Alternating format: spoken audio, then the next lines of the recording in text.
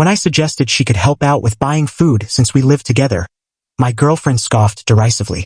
Step up and be a proper guy. That's on you, not me. I just nodded in agreement. 7 days later, she came back to discover the refrigerator locked tight and the cupboards totally empty.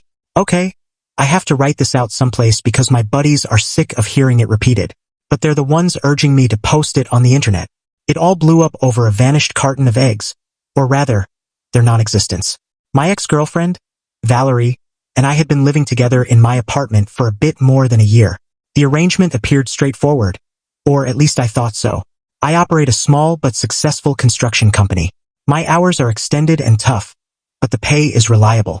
Valerie was a freelance graphic designer, which essentially meant she had a laptop, ongoing student loans from art college, and a strong aversion to any regular schedule. When she moved in, we talked about the terms. I said I'd happily cover the expenses like rent, utilities, car payments. That's how I am. A man takes care of his home. In return, all I asked was that she manage the household, keep things clean, make sure food was ready, basically be a real partner. She agreed. She said she loved the idea of a modern but traditional relationship. The problem was, Valerie's version of modern traditional was entirely one-sided. She loved being an autonomous, strong woman who rejected male expectations unless it meant accessing his wallet. Her favorite topic was institutional inequality and how it confined women to domestic chores. Frequently brought up while she relaxed on the couch scrolling through apps as I cooked dinner after a 12-hour day, she used equality claims as a shield against any responsibilities, while insisting I play the perfect classic provider. The hypocrisy was obvious, like a thick mist. I put up with it way too long. Why? Because at first, she was different. She seemed driven, clever, and independent. The entitled, lazy side appeared slowly, like a building settling unevenly. I told myself the real Valerie was still there underneath. I was wrong. The breaking point came on a Thursday. I got back from the job site, dirty and exhausted, expecting a hot meal. I opened the fridge. It was barren. A half-empty mustard jar, one shriveled lime, and soy milk with just a few drops left. Cupboards reflected the void, with crushed crackers and a pair of canned soups. Valerie was chilling in the living room, absorbed in her so-called creative project, which looked like online shopping. Hey, I said, hiding my weariness. There's no food in the house. She hardly looked up from her device. Yeah, I meant to go shopping, but I got into a serious artistic flow. You get it? No, I don't, I responded, my built-up tolerance finally snapping. I know I transferred the grocery money to your account on Monday, like usual. It's Thursday, and there's nothing to eat. I've worked 70 hours this week, Val. The only thing I ask is coming home to a ready dinner. She finally looked at me, her face full of that familiar patronizing sympathy. Wow, she mocked. I'm not your 1950s wife. Fine, I have my own ambitions, my own life. I'm not just here to prepare meals and clean for you. No one's asking for a wife role. I shot back, my voice rising despite myself. I'm asking you to stick to our simple deal. I pay for everything. You handle the home side. It's supposed to be a team effort.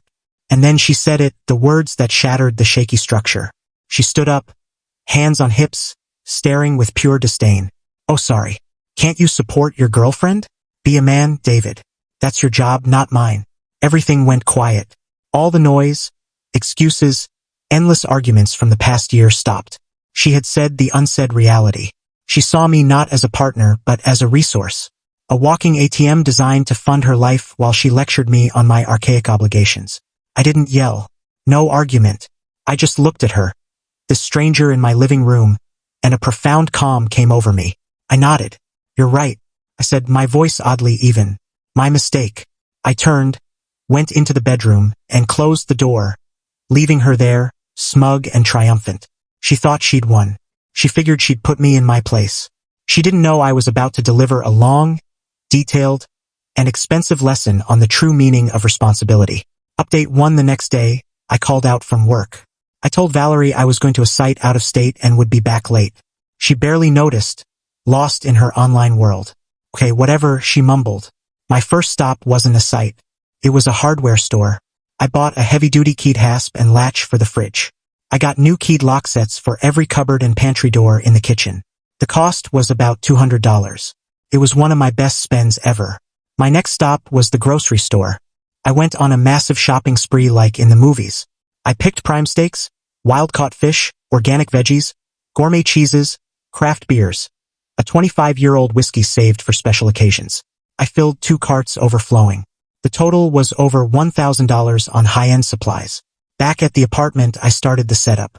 It took less than an hour to install the new hardware. The refrigerator had a strong metal hasp screwed on with a heavy padlock securing the doors.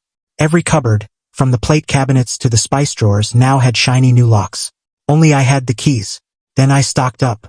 I packed the fridge and shelves until they were bursting. The kitchen looked like a high-end market, a paradise of delicious, enticing, and completely inaccessible food. When done, I sat at the kitchen table and wrote a document. It was a budget, a detailed list of all expenses in our shared life. The rent, electricity, car loan, insurance, groceries, her streaming accounts. At the bottom, I totaled the monthly cost for the lifestyle she expected. Next to it, her contribution. 0. I left the budget on the kitchen table, took my new keys and left. I spent the rest of the day at my office, doing real work, feeling lighter and clearer than in months. I got home around 8 that night. The scene in the apartment was exactly as I expected. Valerie was in the middle of the kitchen, her face full of rage, surrounded by her 2 best friends, similarly entitled and unproductive women named Chloe and Jessica, who stared at the locked cabinets in shocked disbelief. "What is this?" Valerie screamed when I walked in. "What have you done to my kitchen?" "My kitchen," I corrected, calmly setting down my toolbox, "and I've just secured my belongings. You put a padlock on the fridge." She shrieked, her voice hitting impossible highs. "This is insane, this is abusive." I walked to the kitchen table and picked up the budget I'd left. "This," I said, holding it up, "is a cost breakdown. It shows what it takes to run the house. And this," I pointed to the locked cabinets, "is what the provider gets." I took out my keys, unlocked a cupboard and pulled out noodles and fancy marinara. I opened the fridge and got some ground meat.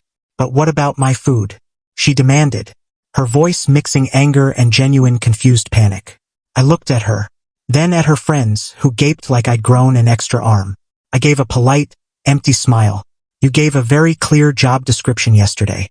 I told Valerie, "You said my job as a man is to provide." "You're correct, providing is my job, so I've provided this for me. Your job, as an empowered, independent, modern woman, not interested in 1950s tasks, is to provide for yourself. So go ahead." I turned away and made my dinner. Their sputtering, angry rants were the best seasoning possible. Update 2: the domestic drama that followed was epic.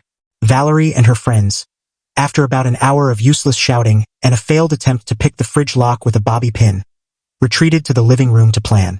Their brilliant strategy was a huge social media smear campaign.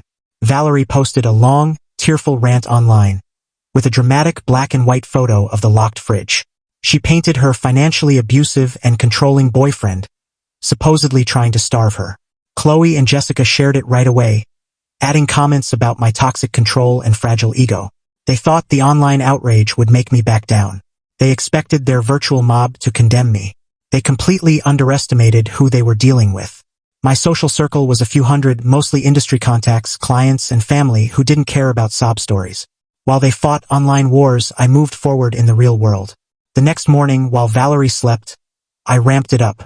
I took her car keys.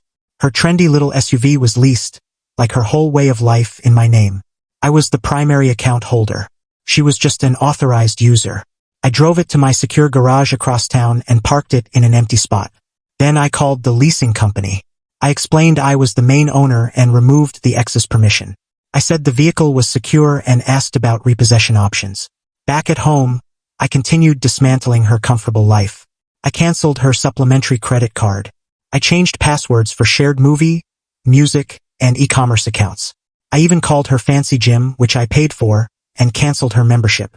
She woke up around noon to find her car gone and a brief, polite note on the kitchen table. "Since our relationship is over, I've arranged to return the leased car in my name. As an ex-partner, I suggest finding alternative transportation." Best, David. The meltdown that followed was legendary. The yelling, crying, accusations. It was like the previous night, but amplified tenfold. Her friends came back, not helping but fueling her complaints like a cheer squad. I got home from work to see them in the living room, surrounded by expensive sushi takeout boxes. They'd ordered a solidarity feast. They glared as I came in. I said nothing. I unlocked my secured kitchen, chose a juicy ribeye, some spuds and veggies. I fired up the backyard barbecue and grilled a victory-flavored meal. I ate it at the dining table in silence, while they watched with hatred and, satisfyingly, growing hunger. The final part of my home plan was eviction. I had my lawyer draw up a legal, airtight notice to vacate my apartment in 30 days. I didn't serve it myself. I hired a process server. He showed up the next day with Chloe and Jessica there, and handed over the papers in front of her friends. The humiliation was a small bonus. The following 30 days were a slow, painful education for Valerie on real life. She had no car, no money, and soon no place to stay. Her friends, quick to rage online, became scarce for real help. Chloe mentioned animal allergies. Jessica said she had no room. Her parents, with whom relations were strained, were the last resort. They allowed her to move back to her childhood bedroom, grudgingly. They made it clear her freeloading days were done. She'd have to get a regular job and pay rent. Final update, it's been a year. I'm in my apartment's living room, a now peaceful, organized, entirely my own space. The wall art is my choice. Fridge stock is my buys. It's calm. The split from Valerie, really the eviction since we weren't married, was smooth. She moved out after 30 days, leaving a mess. She tried claiming some furniture, but my receipts for everything shut that down. Her life, from what mutual friends say, is facing hard truths. She's still at her parents'. She sold designer clothes and bags for a down payment on her own place. A much smaller apartment, shared with roommates. She's waiting tables at a diner, a job she despises. Her creative dreams are on hold, maybe forever, due to bills. Her social media presence has dimmed. The glamorous, carefree image gave way to a bitter person posting vague digs about betrayal and toxic men. Her audience, lacking aspirational content, left. I saw her once, months ago, at a restaurant with friends. She was waitressing. When she saw me, she went pale. She talked to her manager and disappeared to the back, switched with someone else. My friends didn't notice. My revenge wasn't a big explosion. It was calculated, methodical, and practically severe. I skipped the drama. I took her at her word. She wanted modern freedom. I removed the obstacles, namely my complete financial and practical support, that were holding her back. She told me to man up. I did. I provided for myself, protected my assets, and secured my home. I just left her out of it. And that, apparently, teaches responsibility no philosophy can equal.